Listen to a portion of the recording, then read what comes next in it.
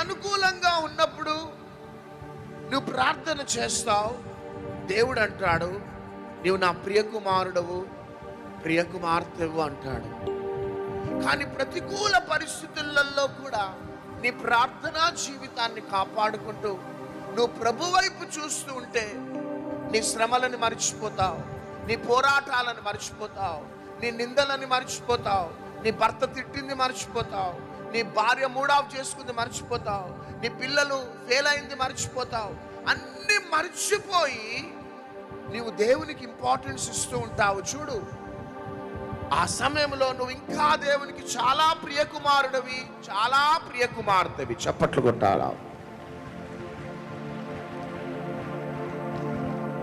హల్లెలూయా. ప్రతికూల పరిస్థితులు వచ్చినప్పుడు మన ప్రార్థనా జీవితాన్ని మనం కాపాడుకోవాలా. That is the beauty.